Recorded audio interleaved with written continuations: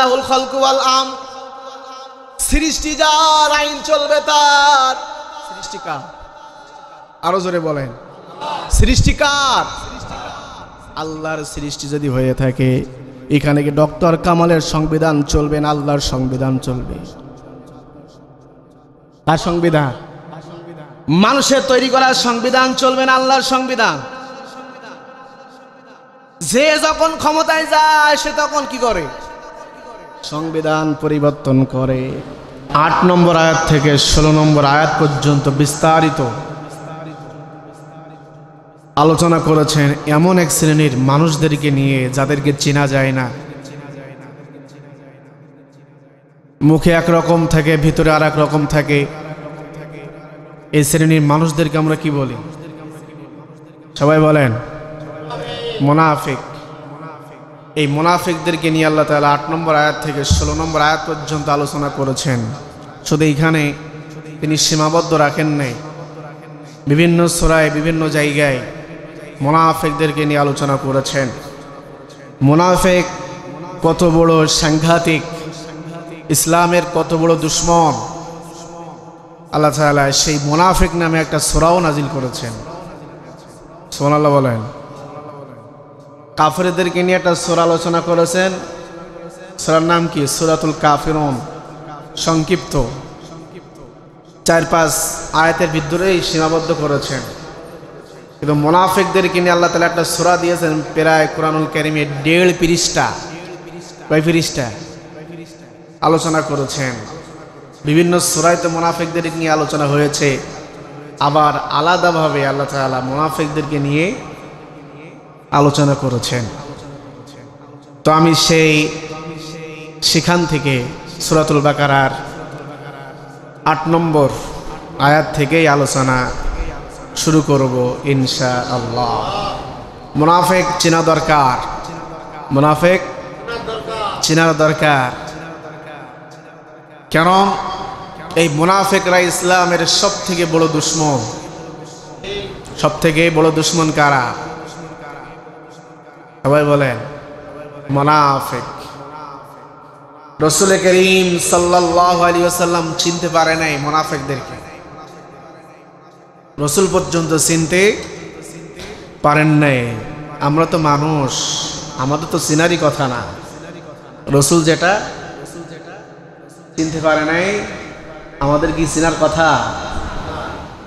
আল্লাহ যখনই রাসূলকে জানিয়েছেন এ কিন্তু মুনাফিক, তখনই রাসূল জেনেছে, তার আগে জানে নাই। সেই মুনাফিকের বৈশিষ্ট্য আল্লাহ তাআলা আলোচনা করেছেন। সেই বিষয়ে আমরা আলোচনা শুনি ইনশাআল্লাহ। আলোচনা আপনার বিপক্ষেও যেতে পারে, আপনার গায়েও লাগতে পারে। এতে কি আপনি রাগ করবেন না ফিরে আসবেন? ফিরে আসবেন না রাগ করবেন? আমরা জানি মুনাফিকের 3টা বৈশিষ্ট্য হাদিসের ভিতরে পাওয়া যায়। কথা বলে, ওয়াদা করে, খেলাপ করে, কথায় কথায় মিথ্যা বলে, তাই না? কথায় কথায় গালিগালাজ করে। আমরা জানি মুনাফিকের এই 3টা বৈশিষ্ট্য। এখন যারা মুনাফিক না তারা কি মিথ্যা বলে না? কথা বলে না? মিথ্যা বলে না? যারা মুনাফিক না তারা ওয়াদা খেলাপ করে না? কথা বলে না? যারা মুনাফিক না গ্যামজাম গোলযোগ হইলে খারাপ ভাষায় গালি দেয় না? দেয়। তাহলে এইদিকে রাসূল কারীম সাল্লাল্লাহু আলাইহি ওয়াসাল্লাম হাদিসের ভিতরে বলেছেন মুনাফিকের 3টা বৈশিষ্ট্য। আবার এই 3টা বৈশিষ্ট্য সাধারণ মানুষের ভিতরে পাওয়া যায়। তারা কি মুনাফিক? মুনাফিক? হ্যাঁ, আল্লাহ কোরআনেই মুনাফিকের বৈশিষ্ট্য বলেছেন। আল্লাহ কোরআনেই। মাঝে সাঝে ইমাম সাহেবরা মিথ্যা বলে নাকি? তাহলে সেই ইমাম সাহেব কি মুনাফিক? কথা বলে না। মাঝে সাঝে হাজী সাহেব মিথ্যা বলে, হাজী সাহেব কি মুনাফিক? স্বামী স্ত্রীর ভিতরে স্ত্রী স্বামীর সাথে মিথ্যা কথা বলে, এটা কি মুনাফিক? প্রয়োজনে স্ত্রী স্বামীর সাথে মিথ্যা কথা বলতেই পারে, প্রয়োজনে। তাই কি মুনাফিক না? তো আসুন, মুনাফিক হওয়ার জন্য কি কি কাজ করা লাগে, মুনাফিক হওয়ার জন্য কি কি গুণ আপনাকে অর্জন করা লাগবে,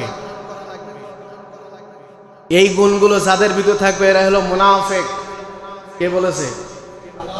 সবাই বলেন, কে বলেছেন? আল্লাহ রাব্বুল আলামিন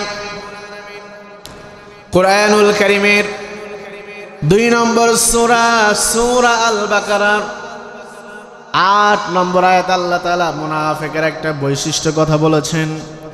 আল্লাহ রাব্বুল আলামিন বলেন, وَمِنَ النَّاسِ مَن يَقُولُ آمَنَّا بِاللَّهِ وَبِالْيَوْمِ الْآخِرِ وَمَا هُمْ بِمُؤْمِنِينَ।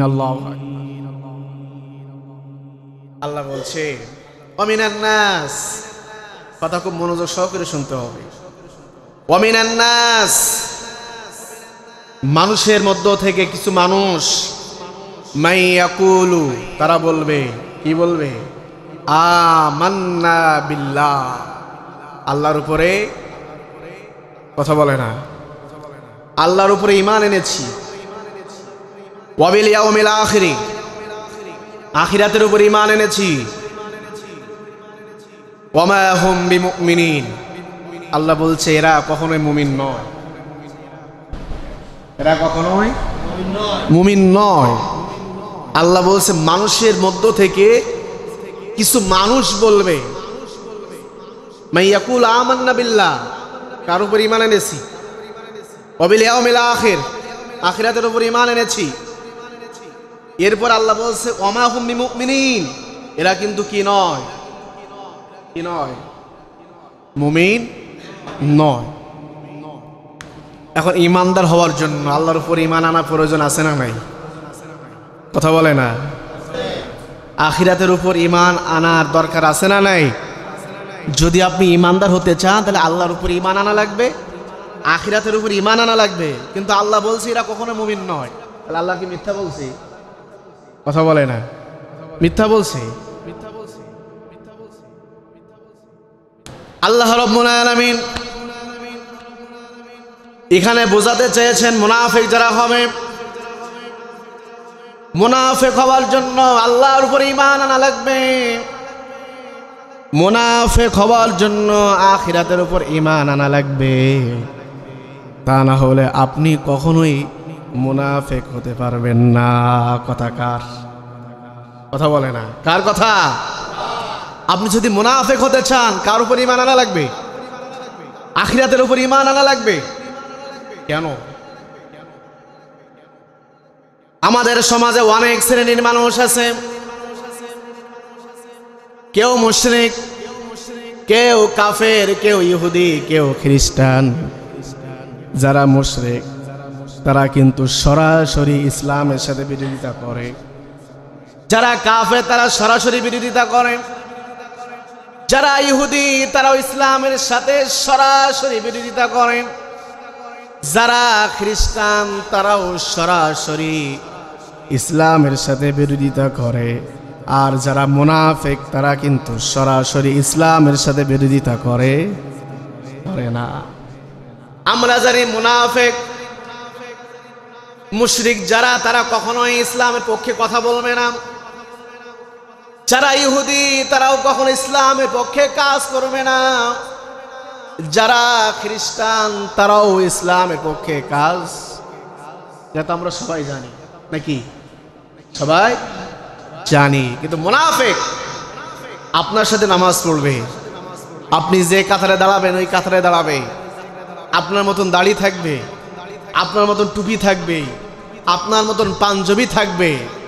কথা বলে না। এই আয়াতটা কখন নাজিল হয়েছে? এর প্রেক্ষাপট যদি আমরা বুঝতে পারি তাহলে আল্লাহ কেন বললেন মাইয়াকুল আমান্না বিল্লাহ ওয়া বিল ইয়াউমিল আখির? আল্লাহর উপর ঈমান আনার পরেও, আখিরাতের উপর ঈমান আনার পরেও তারা কিনা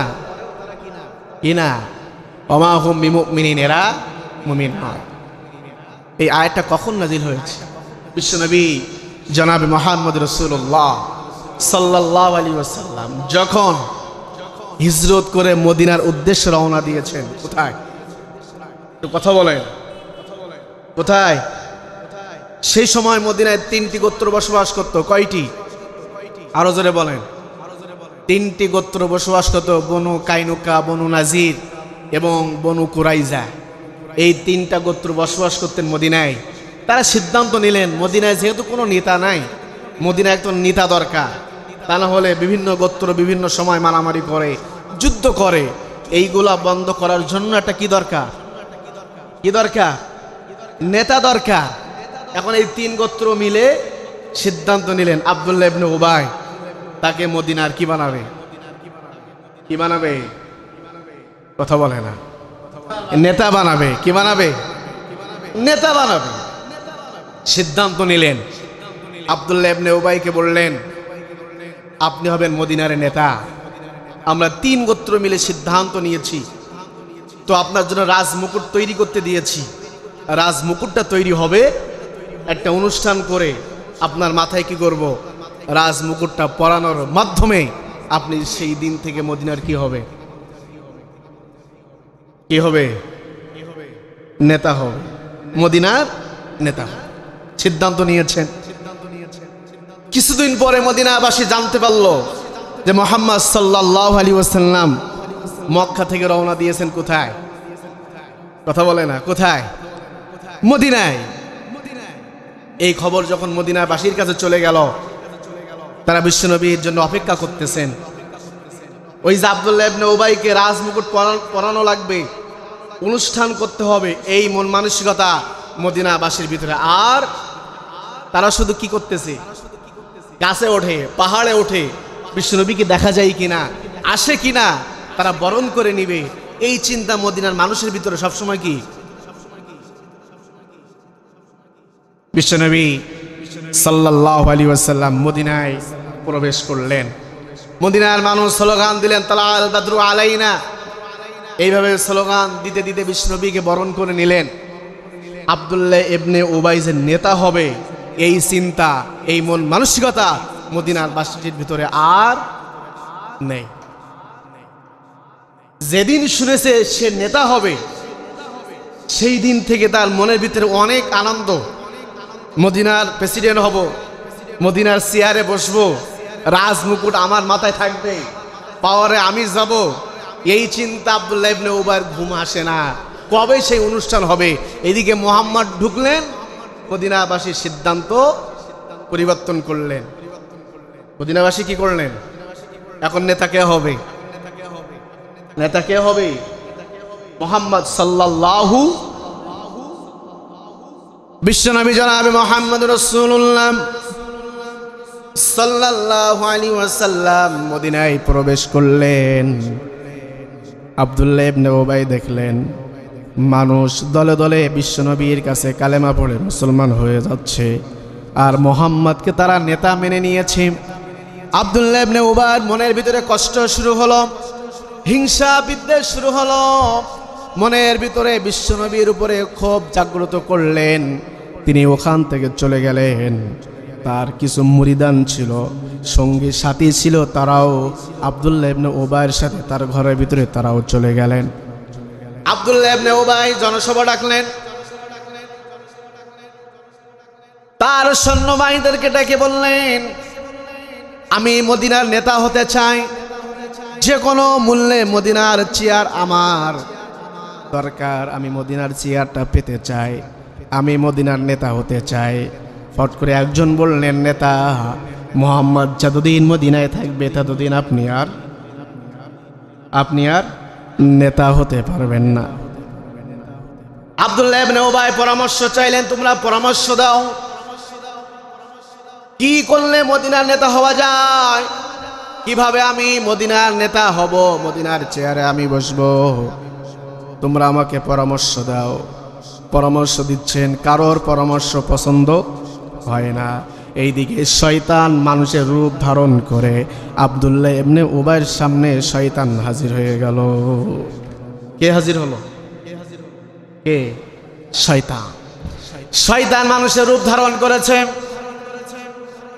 শয়তান বলতেছে আপনি মদিনার নেতা হতে পারবেন, কাজ করা লাগবে তিনটা। কয়টা? তিনটা কাজ যদি আপনি করতে পারেন আপনি মদিনার নেতা হতে পারবেন। আব্দুল্লাহ ইবনে উবাই বললেন ওকে সামনে পাঠাও, কারণ ও যখন বলেছে আপনি নেতা হতে পারবেন মনের ভিতরে অনেক খুশি। ওকে সামনে নিয়ে এসে বললেন তুমি আমাকে তিনটা পরামর্শ দাও, যে পরামর্শ আমি নিলে মদিনার নেতা হতে পারবো। শয়তান এক নম্বর পরামর্শ দিলেন,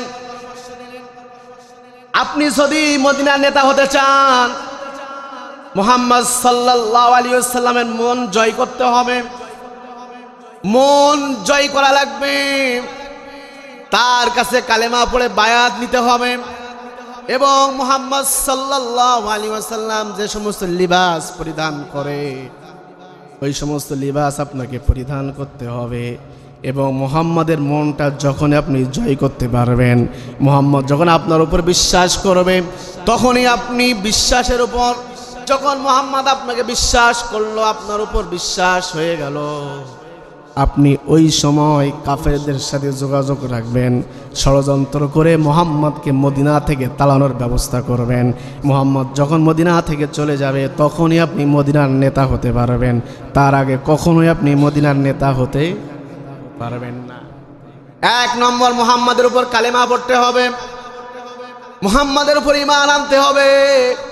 মুহাম্মদ যে রবের উপর ঈমান এনেছে ওই রবের উপর তোমার ঈমান আনা লাগবে, জুব্বা পরা লাগবে, পাঞ্জাবি পরা লাগবে, মাথায় টুপি দেওয়া লাগবে, দাড়ি রাখা লাগবে, আর মুহাম্মাদের কাছে বিশ্বাস অর্জন করতে হবে। এই তিনটা কাজ যদি তুমি করতে পারো তাহলে তুমি মদিনার কি হতে পারবা।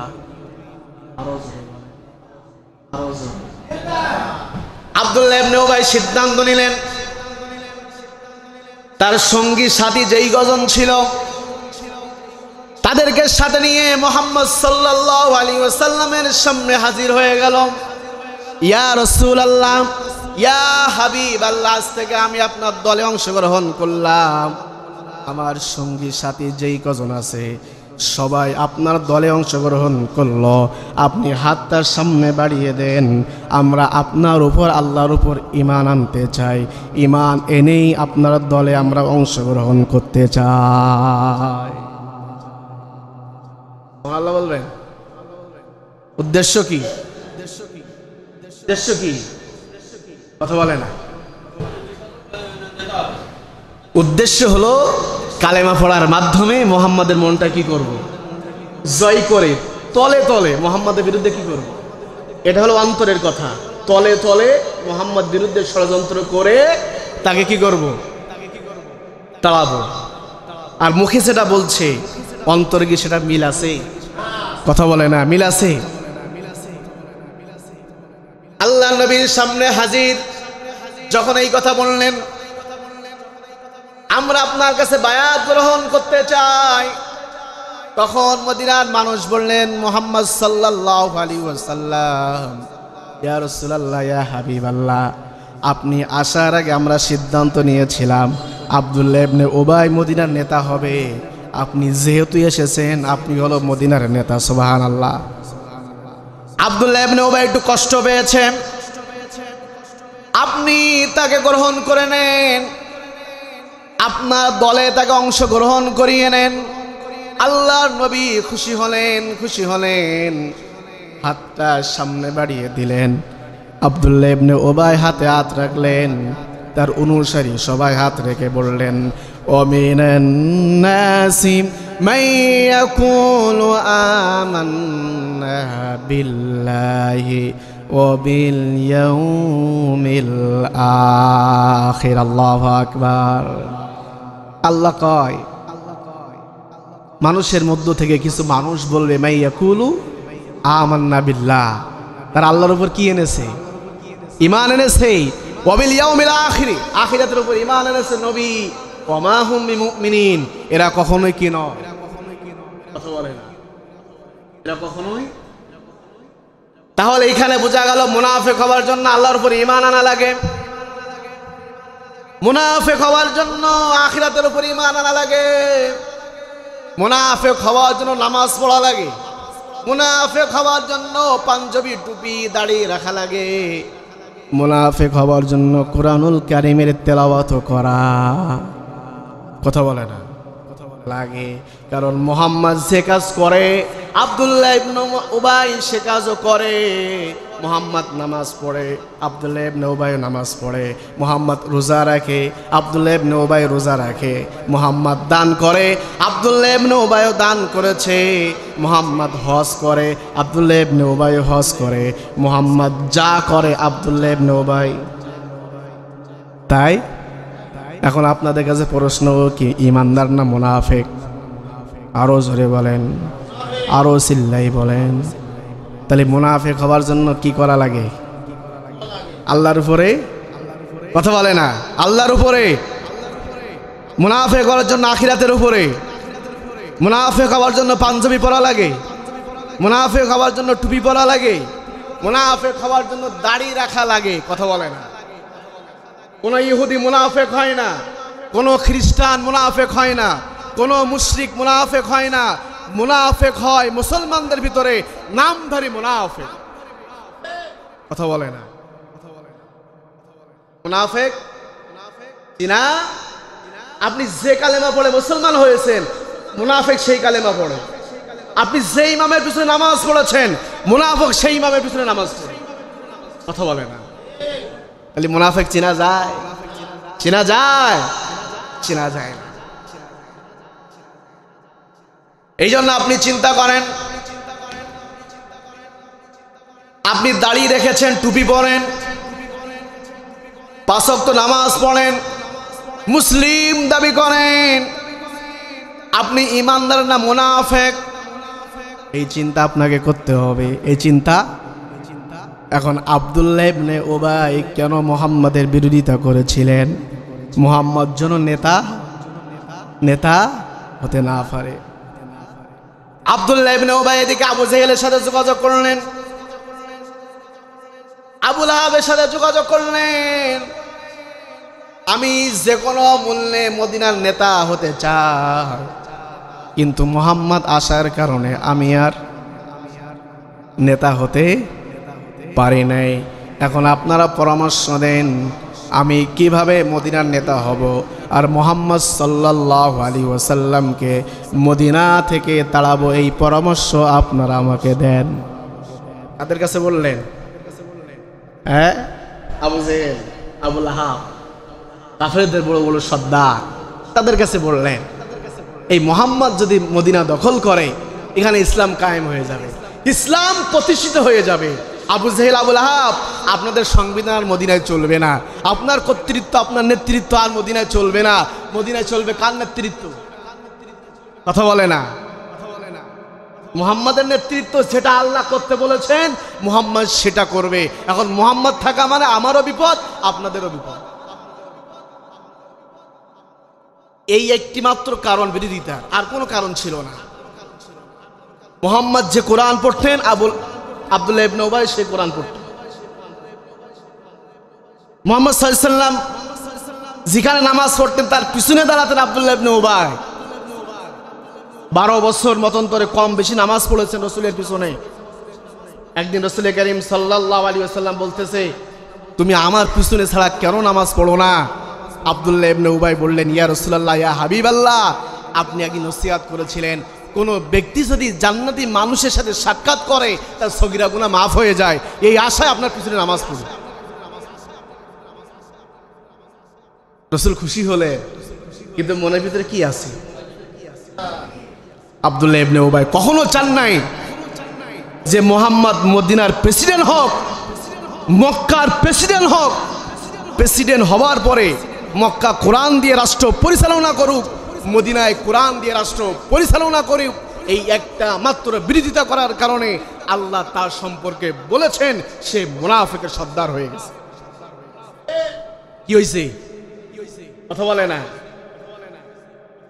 আপনি কোরআন দিয়ে নামাজ পড়েন, বাপ মারা গেছে, কোরআন তেলাওয়াতের ব্যবস্থা করেছেন, ইমাম সাহেব নামাজে দাঁড়িয়ে সূরা ফাতিহা দিয়ে নামাজ শুরু করে, আপনিও সূরা ফাতিহা পড়ে নামাজ পড়েন।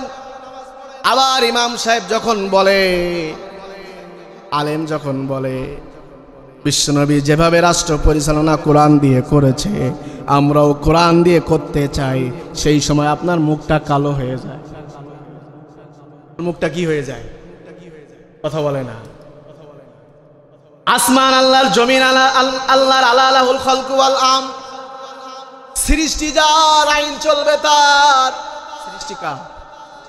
আরো জোরে বলেন, সৃষ্টি কার? আল্লাহর সৃষ্টি যদি হয়ে থাকে, এখানে কি ডক্টর কামালের সংবিধান চলবে না আল্লাহর সংবিধান চলবে? তার সংবিধান, মানুষের তৈরি করা সংবিধান চলবে না আল্লাহর সংবিধান? যে যখন ক্ষমতায় যায় সে তখন কি করে? সংবিধান পরিবর্তন করে। আর আমি 5 ওয়াক্ত নামাজ পড়ে সেই সংবিধানের সাপোর্ট করি, আবার কোরআন দিয়ে নামাজ পড়ি, তাহলে আপনি কি? কথা আমার না আল্লাহ? কথা কার? আরো জোরে, আরো চিল্লাই বলে। যারাই কোরআনের বিরোধিতা করবে, ইসলামের বিরোধিতা যারাই করবে, আপনি হজ করেছেন, বড় হাজি হয়েছেন, কোনো লাভ নাই। আপনি দান করেছেন, বড় দানশীল হয়েছেন, কোনো লাভ নাই। আপনি তাহাজ্জুদ পড়েন, বড় বুজুর্গ হয়েছেন, কোনো লাভ নাই।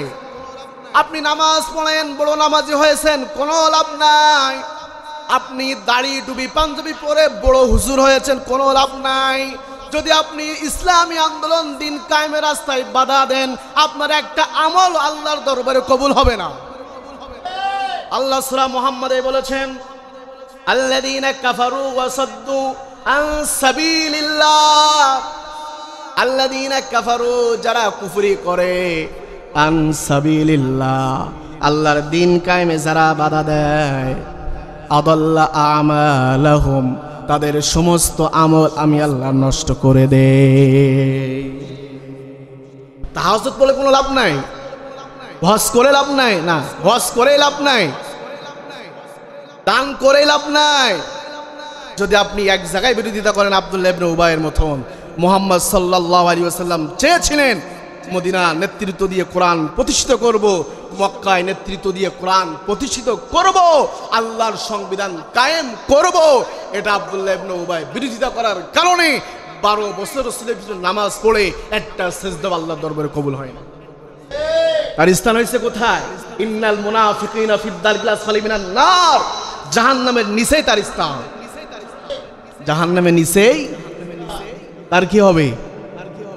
স্থান হবে। এজন্য চিন্তা আপনাকে করতেই হবে, চিন্তা আপনাকেই করা লাগবে। মুনাফিক যারা হয় তারা ঈমানদারও হতে পারে না, আবার কাফেরের সাথে যখনই বন্ধুত্ব করে তখন কাফের তো তাকে চিনে ফেলে যে এই হলো কি, একবার ঈমানদারের সাথে মেশে আর একবার কাদের সাথে মেশে, ও থাকে মাঝখানে। কি থাকে? আল্লাহ কোরআনেই বলেছেন। আল্লাহ কোথায় বলেছে? ওয়াইজা লাকুল্লাযীনা আমানু ক্বালু আমান্না ওয়াইজা খালাউ ইলা শায়াতিনহিম, এই সমস্ত মুনাফিকরা যখন ঈমানদারের কাছে যায় তখন বলে আমরা তোমার দলে আছি।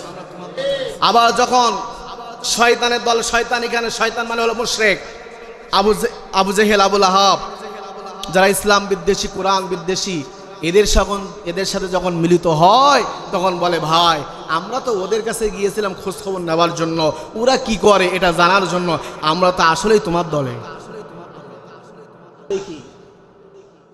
আসলে তোমার দলে। এরা হলো কি?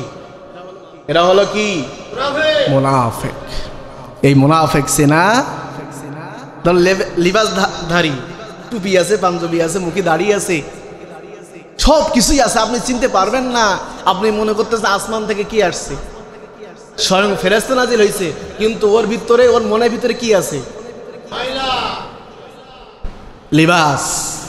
লিবাস দিয়ে আল্লাহ জান্নাতে যাওয়া যাবে না, তাহাজ্জুদ পড়ে আল্লাহ জান্নাতে যাওয়া যাবে না, হজ করে আল্লাহ জান্নাতে যাওয়া যাবে না।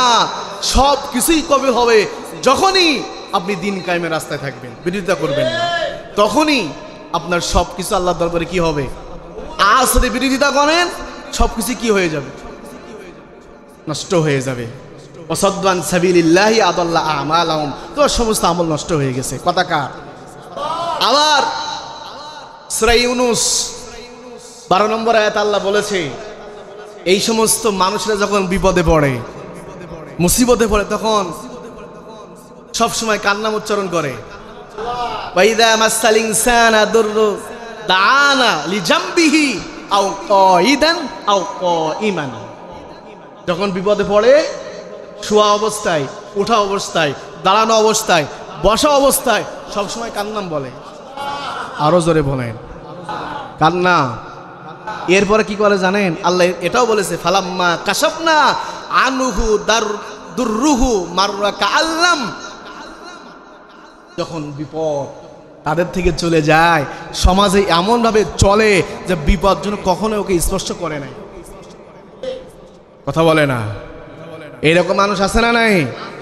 বিপদে পড়লে খাওয়া ঘুম হারাম, সবসময় আল্লাহ আল্লাহ বাঁচাও, আল্লাহ কি করবো, আল্লাহ তুমি বাঁচাও, ওঠা বসা শোয়া সবসময় কান্না। আবার যখন বিপদ থেকে কি হয়ে যায়, ও আল্লাহ তো দূরের কথা, ও যে আল্লাহ বাঁচাইছে এই চিন্তা মন মানসিকতা ওর ভিতরে থাকে না, ও যে এতদিন বিপদে ছিল। কথা বলে না? এরাই হলো কি মুনাফিক। আর ঈমানদার যারা সর্ব অবস্থায় কার প্রশংসা করে? কার প্রশংসা? কার প্রশংসা? বিপদে পড়েছি আল্লাহর নাম, বিপদ থেকে উদ্ধার হয়েছি শুকরিয়াতান 2 রাকাত নামাজ আদায় করে। আছে না নেই? এই জন্য মুনাফিক হওয়া যাবে না। কি হওয়া যাবে না? মুনাফিক হওয়া যাবে না। মুনাফিক কিন্তু সাংঘাতিক একটি বিষয়, মুনাফিকের কোনো হিসাব হবে না। এরপর আল্লাহ বলেছে ইখাদিমুন আল্লাহ, মুনাফিকরা আল্লাহকে ধোঁকা দেয়। কাকে? চিন্তা করেছেন? কাকে ধোঁকা দেয়? আল্লাহকে ধোঁকা দিয়ে যায়। মুনাফিকরা কি করে? এটা কিন্তু একটা চিন্তার বিষয়। মুশরিকরা আল্লাহকে ধোঁকা দেয় না, ইহুদিরা আল্লাহকে ধোঁকা দেয় না, খ্রিস্টানরা আল্লাহকে ধোঁকা দেয় না, নামধারী মুনাফিকরা কাকে ধোঁকা দেয়? এটা একটা বিস্তারিত আলোচনা আগামী জুম্মা ইনশাআল্লাহ। আগামী জুম্মায় আমরা আলোচনা করব মুনাফিকরা কিভাবে আল্লাহকে ধোঁকা দেয়। জানার দরকার আছে না নাই? আছে না নাই? যে কথা বললাম, মুখে যেটা বলবেন অন্তরে সেটা কি করবেন? লালন করবেন। মুখে সেটা বলবেন, অন্তরে সেটা লালন করতে হবে। মুনাফিক হওয়া যাবে না। দুমুখী চরিত্র অবলম্বন করার কোনো সুযোগ নাই। মুনাফিকরা শুধু খারাপ কাজের আদেশ দিবে, ভালো কাজ দ্বারা বাধা সৃষ্টি করবে। এটা হলো মুনাফিকের একটা বৈশিষ্ট্য। মুনাফিকের বৈশিষ্ট্য। এই জন্য আপনি একটু বুকে হাত দিয়ে চিন্তা করবেন, আপনি ইসলামের পক্ষে আছেন, আপনি যে কোরআন দিয়ে নামাজ পড়েন, সেই কোরআন দিয়ে যদি রাষ্ট্র ব্যবস্থা কায়েম হয়, আল্লাহ রহমত আসবে। কি আসবে? চুরি থাকবে না, ডাকাতি থাকবে না, জিনা থাকবে না, বাটপারি থাকবে না, সিটারি থাকবে না, চাঁদাবাজি থাকবে না, কোনো কিছুই থাকবে না। ইসলাম যখন কায়েম হয়ে যাবে, কোরআনকে যখন সংবিধান আকারে আপনি মানতে পারবেন, শান্তি আর শান্তি, আল্লাহ রহমত ছাড়া আর কোনো কিছুই থাকবে না। চুরি করলে হাত কাটো, কলরে একজনকে হাত কাটেন, চুরি আর হবে? ডাকাতি করলে এক হাতে এক পা কাটো, ডাকাতি হবে? জিনা করলে, বিবাহিত হলে পাথরের আঘাত মেরে তাকে হত্যা করো, জিনা হবে? অবিবাহিত হলে 100টা বেতের আঘাত করো মানুষের সামনে, এই কাজটা যদি কেউ করে জিনা থাকবে? কথা বলে না? জিনা থাকবে? এই জন্য কোরআনের পক্ষে থাকতে হবে। কে কি বললো, কোন নেতা কি বললো, ওটা আমার দেখার বিষয় নয়। আমার কোরআন কি বলেছে, আমার আল্লাহ কি বলেছে, রসুল কি করেছে, এটা যদি আপনি ইমানের দাবি করেন, এইটাই হলো আপনার মূল লক্ষ্য। এটাই হলো আপনার কি মূল লক্ষ্য। কেউ কিন্তু আপনাকে জান্নাতে নিয়ে যেতে পারবে না একমাত্র মুহাম্মদ সাল্লাল্লাহু আলাইহি ওয়াসাল্লাম ছাড়া। নিয়ে যেতে পারবে? আপনি অমুক নেতার আদর্শ বাস্তবায়ন করবেন, অমুক নেতার আদর্শ বাস্তবায়ন করবেন, ওই নেতা তো জাহান্নামে যাবে, আপনি কোথায় যাবেন? আপনার স্লোগান হবে মুহাম্মাদের আদর্শ বাস্তবায়ন করতে হবে। মুহাম্মদ যে কাজ করেছে আমরা সেই কাজ করব, মুহাম্মদ যে কাজ করে নাই আমরা সে কাজ করব না। এই সিদ্ধান্ত নিয়ে যদি আপনি কাজ করতে পারেন, রসুলই আপনার সুপারিশ করে জান্নাতে নিয়ে যাবে। কোন নেতার আদর্শ বাস্তবায়ন করতে চান? যার নামাজ নাই, কালাম নাই, কোনো কিছু নাই। প্রিয় ভাইরা আমার, রাগ করেছেন? আপনি দল করতে পারেন, আমার কোনো আপত্তি নাই, কিন্তু আপনার স্লোগান হবে কি, আমি মুহাম্মাদের আদর্শ বাস্তবায়ন করতে চাই। ঠিক নয় কি? যেখানে মুহাম্মাদের কথা আছে, মুহাম্মাদের আদর্শ আছে, কোরআনের কথা আছে, আমি সেখানে আছি, যেখানে নাই আমি সেখানে নাই। এইটাই হলো প্রকৃত মুসলমানের বৈশিষ্ট্য, ইমানদারের বৈশিষ্ট্য। এইটা যদি আপনি মেনে নেন তাহলে আপনি মুনাফিক। আপনি মুনাফিক, নামাজ পড়ে কপাল কালো করেও আল্লাহর জান্নাত পাওয়া যাবে না। উলাইকা আতাদনা লাহুম আযাবান আলীমা, আল্লাহ ব্যবস্থা করে রেখেছে আপনার জন্য। অনেক বড় কথা বলে ফেলেছি নাকি? প্রিয় ভাইরা আমার, প্রিয় ভাইরা আমার, অনেকের 40-45 বছর বয়স পার করে এসেছেন, আর কিন্তু বেশি সময় নাই। মালাকুল মউত কিন্তু আমাদের পিছনে সবসময় ধাওয়া করতেছে, ঠিক না? আপনার হিসাব আপনাকে দেওয়া লাগবে, আপনার হিসাব কিন্তু কেউ দিবে না, কেউ দিবে না। গত জুমায় আমি বলেছিলাম আল্লাহ কল দিয়েছেন, দেখার জন্য চোখ দিয়েছেন, শোনার জন্য কান দিয়েছেন। আল্লাহ আমাদেরকে ইসলামের পক্ষে, কোরআনের পক্ষে থাকার তৌফিক আল্লাহ দান করুন, বলেন আমিন। আমরা সবাই রাসূলের আদর্শ বাস্তবায়ন করতে চাই। কার আদর্শ? রাসূলের আদর্শ আমরা বাস্তবায়ন করতে চাই। আল্লাহ আমাদেরকে কবুল করেন, বলেন আমিন। আসসালামু আলাইকুম ওয়া রাহমাতুল্লাহি ওয়া বারাকাতুহু।